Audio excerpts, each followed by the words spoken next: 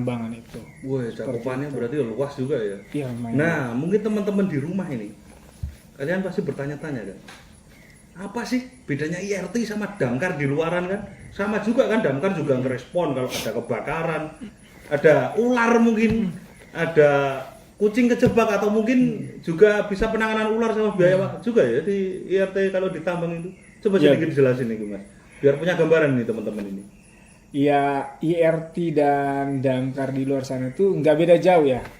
Mungkin kalau di luar sana, di publik ada fasilitas dari pemerintah atau ada instansi khusus yang namanya damkar ya untuk menangani masalah kondisi darurat di area publik ya. Kalau di dalam suatu tambang, ruang lingkup untuk tambang sendiri ya ada yang namanya tim rescue atau tim IRT. Ya. Ya untuk Mana tadi rokoknya? rokoknya Yang rokok nggak jalan ini kita ini. Mas, Oh, ini sampean, di Mas, sini ini. nggak kelihatan. Iya. Lagi ini nah.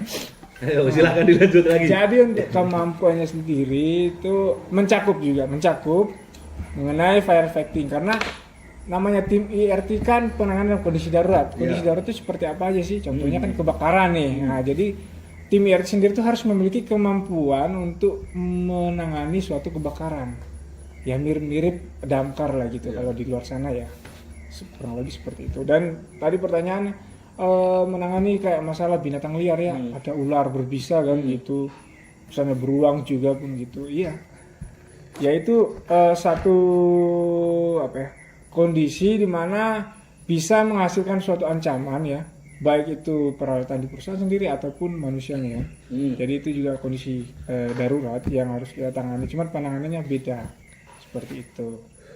Jadi sedikit banyak itu untuk perbedaannya dari IRT sama damkar itu area ya, area sama tanggung jawabnya Area itu kerja, ya tanggung jawabnya. Jadi untuk IRT itu khusus di dalam perusahaan berarti. Khusus dalam perusahaan kan dia untuk melindungi aset perusahaan. Ya. Nah, aset perusahaan itu berupa benda dan juga manusianya. Oh gitu. Kalau untuk damkar berarti di kota-kota kan, kalau kalian udah tahu mungkin. Nah, tapi ada kemungkinan nggak sih IRT itu pengabdian keluar Mas? Oh ada. Jadi IRT itu kan di bawah komando Kementerian ESDM. Sumber daya dan mineral. Iya. Jadi ketika terjadi kondisi darurat di luar, di mana membutuhkan tim atau penyelamat yang dalam skala besar atau banyak gitu, jadi tiap-tiap perusahaan tambang itu biasa itu mengirimkan beberapa tim IRT untuk membantu dalam penanganan kondisi darurat yang berada di luar tambang sendiri. Jadi IRT itu nggak hanya bekerja di dalam tambang aja, tapi bisa di luar tambang untuk membantu kayak tim damkar, BPDB, terus ya dari kepolisian, TNI gitu kerjasama. Oke, wah itu kawan-kawan. Jadi IRT itu bukan hanya sebuah pekerjaan untuk kita cari uang aja. Selain pengabdian ke perusahaan, itu juga ada pengabdian ke masyarakat juga. Jadi kalian yang pingin jadi IRT, itu mindsetnya mungkin dirubah ya, bukan kita cuma kerja buat perusahaan, kita jadi budak korporat ya. Kita juga bisa bermanfaat buat orang lain. Benar, di luar sana. Oh, kalau untuk yang sampean lakukan yang pernah keluar gitu, pernah nggak? Yang buat pengabdian di masyarakat, buat bantu apa bencana atau apa gitu, pernah nggak?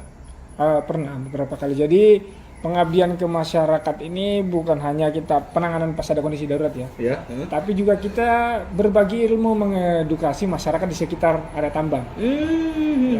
Contohnya ada itu suatu program perusahaan yang namanya perusahaan ini mengajar. Jadi kita ke sekolah-sekolah mengajar mengenai cara penanganan ketika terjadi kondisi darurat.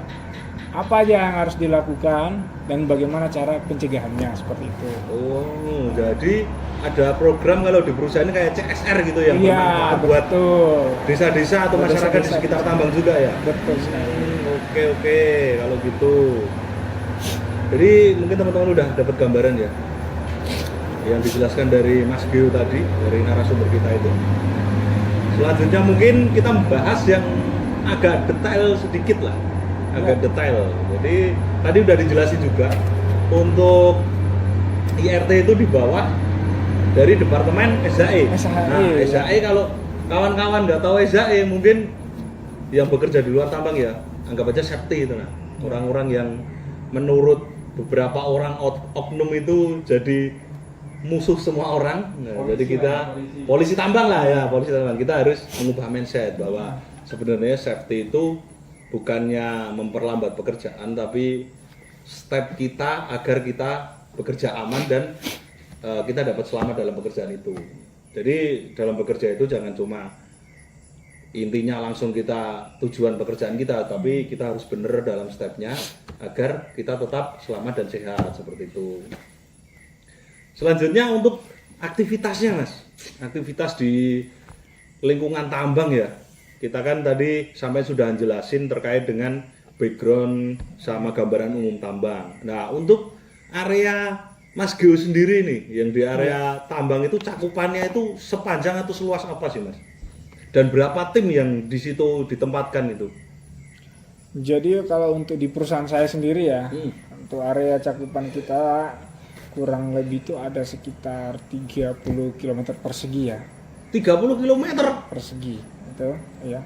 Itu mencakup area eksplorasi, area tambang, hauling, dan juga area tempat maintenance peralatan alat-alat berat, termasuk juga untuk area sekitar perkantoran dan juga area penginapan atau tempat tinggal. Oh, jadi karyawan ibaratnya mes juga jadi cakupan. Iya, benar sekali. Oh, jadi kalau teman-teman di rumah ya, untuk area eksplorasi itu, tadi kan belum sempat kita bahas. Eksplorasi itu terkait dengan pengeboran, persiapan untuk eksploitasi tambangnya. Jadi di situ ada pekerjaan drilling, pengeboran untuk mencari ada nggak sih sumber batu bara di sini buat penentuan tim-tim perusahaan tambang itu untuk melakukan penambangan atau eksploitasi di area tersebut. Nah, untuk aktivitasnya mas, aktivitasnya jadi mungkin kita bertanya-tanya ya. Jadi IRT itu atau Emergency Response Team itu bekerjanya kalau pas ada keadaan darurat saja.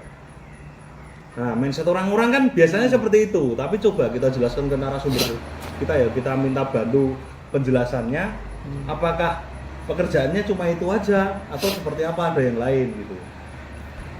Ini saya mulai dari kesehariannya dulu ya. Mungkin kalau dari keseharian tim IRT sendiri itu lebih banyak melakukan aktivitas latihan fisik dan juga individual skill ya. Itu untuk bagaimana melatih kemampuan individu dari suatu tim emergency ketika menemui suatu keadaan darurat, dia harus bisa cepat mengambil keputusan dan mampu melakukan penanganan. Untuk kesehariannya, untuk itu untuk persiapan awalnya berarti. Iya. Kalau untuk job desk dari tim IRT sendiri ini ada beberapa ya. Contohnya melakukan inspeksi rutin terhadap segala alat pengendalian atau pencegahan suatu kondisi darurat di suatu perusahaan.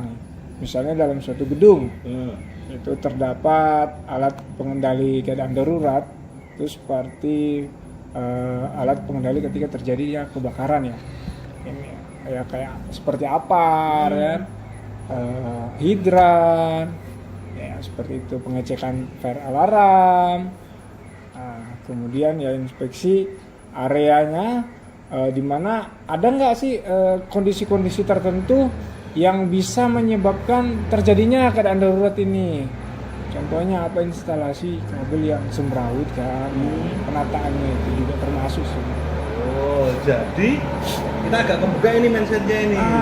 Jadi IRT itu bukan bekerja saat ada keadaan darurat saja. Oh tidak. Jadi sebelum ada keadaan darurat, kita sudah mulai untuk menanggulangi berarti dengan cara inspeksi tadi itu ya. Jadi teman-teman ya yang belum tahu apa itu inspeksi, jadi inspeksi itu pengecekan alat yang dilakukan sebelum alat itu akan digunakan. Jadi ada inspeksi rutin tadi ya? Iya. Nah, jadi ada inspeksi rutin dari ibaratnya tuh lebih baik mencegah daripada mengobati Wah, kan. ini masuk quote ini quote.